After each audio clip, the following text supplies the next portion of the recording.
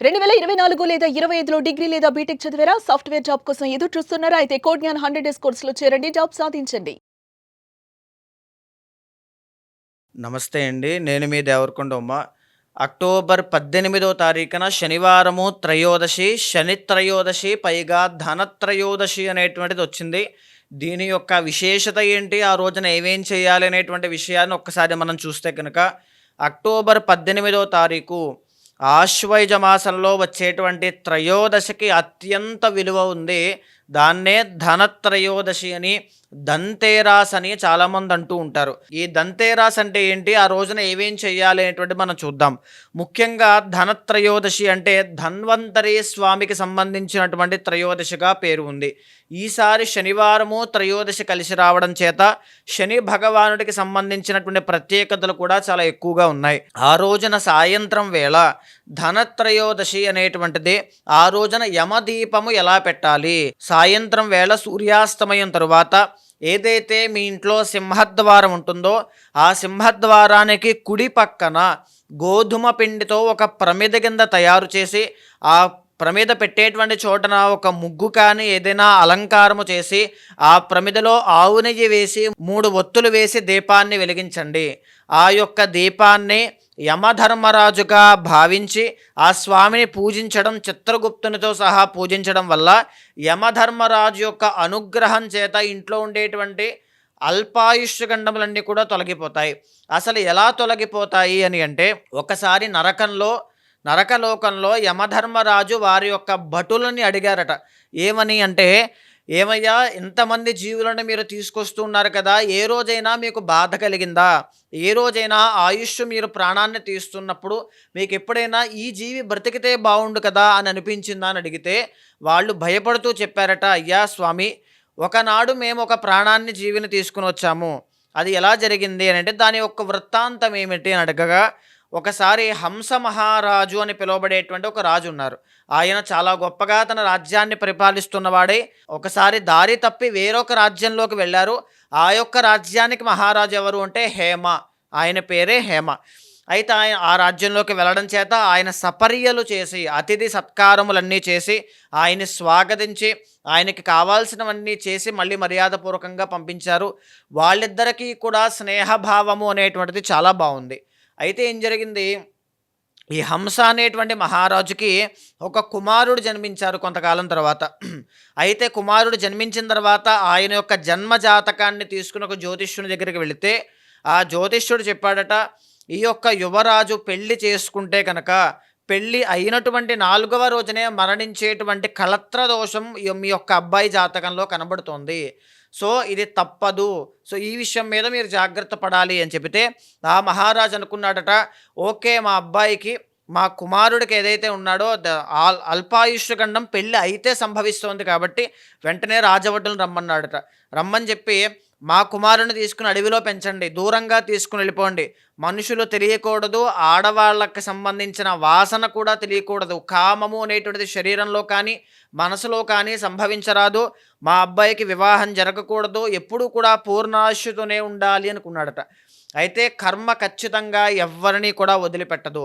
ఏదైతే హేమ అనే మహారాజు ఇందాక పరిచయం మనం చెప్పుకున్నామో, ఆయన యొక్క కుమార్తె యుక్త వయసుకు వచ్చిన తర్వాత వన విహారానికై అడవిలోకి వచ్చి ఈ యువరాజును చూసి ఇద్దరూ కూడా ప్రేమ మోహితురాలయ్యారట. ఎలాగా అంటే, స్వచ్ఛమైనటువంటి ప్రేమలో ఇద్దరూ కూడా ఉన్నప్పుడు గాంధర్వ వివాహము అనేటువంటిది వాళ్ళకి తెలియకుండానే జరిగింది.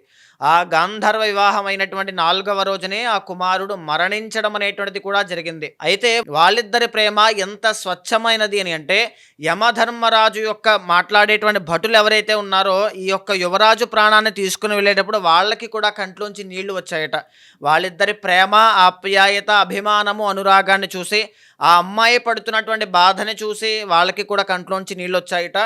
వీళ్ళు చెబుతూ ఉన్నప్పుడు యమధర్మరాజు కూడా చాలా బాధపడ్డాడట. అప్పుడు యమధర్మరాజు నోట్లోంచి వచ్చిన మాట ఏమిటి అంటే, సరే అలాగైతే ఓకే, ఆశ్వయుజ మాసంలో వచ్చేటువంటి త్రయోదశి నాడు, ధనత్రయోదశి నాడు ఎవరైతే నన్ను చిత్రగుప్తుణ్ణి కలిపి పూజిస్తారో వాళ్ళకి అల్పాయుష్యగండములు ఏవైనా ఉంటే, వాళ్ళ ఇంట్లో అల్పాయుష్యగండములు ఏవైనా ఉంటే అవన్నీ కూడా తొలగిస్తాను అని చెప్పి ఆయన వరం ఇచ్చారు.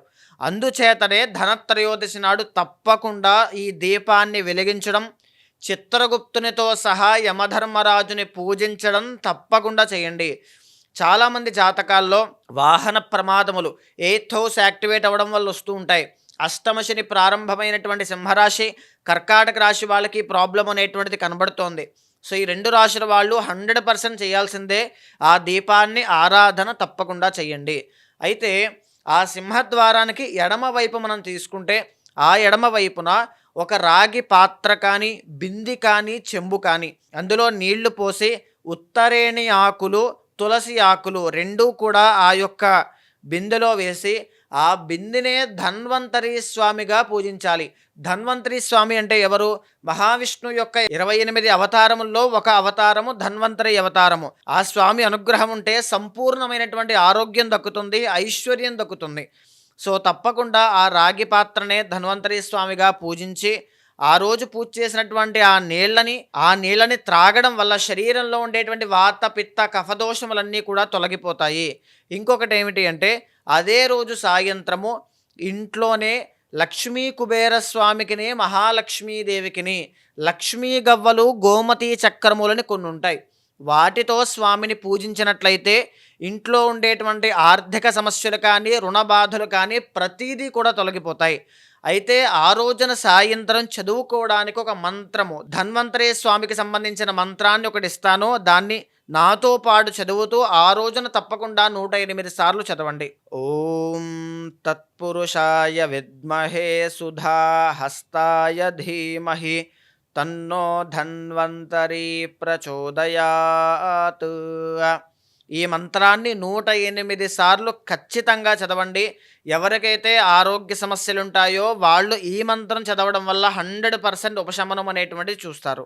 అదేవిధంగా అదే రోజున శని త్రయోదశి అనేటువంటిది కలుస్తోంది కాబట్టి సాయంత్రం వరకు ఉపవాసం ఉండి శనికి సంబంధించినటువంటి జపములు కానీ, హోమము కానీ, శనికి తైలాభిషేకము కానీ, శనికి నల్ల నువ్వులు దానంగా ఇవ్వడం కానీ చేయడం వల్ల ఎవరైతే మేషరాశి వాళ్ళు, కుంభరాశి వాళ్ళు, మీనరాశి వాళ్ళు ఏలినాటి శని ప్రాబ్లంతో ఇబ్బంది పడేటువంటి వాళ్ళు, ఇప్పుడు శని వెనక్కి రావడం వల్ల మకర రాశి వాళ్ళకి కూడా, వృషభ, మిథున రాశి వాళ్ళు, కర్కాటక, సింహరాశి వాళ్ళు, వృశ్చిక, ధనస్సు రాశి వాళ్ళు తప్పకుండా ఆల్మోస్ట్ ప్రతి రాశి వాళ్ళు కూడా ఆ రోజున శనికి తైలాభిషేకం చేయడం వల్ల విశేషమైనటువంటి ఫలితం దక్కుతుంది. శని బాధల నుంచి తప్పకుండా బయటపడతారు.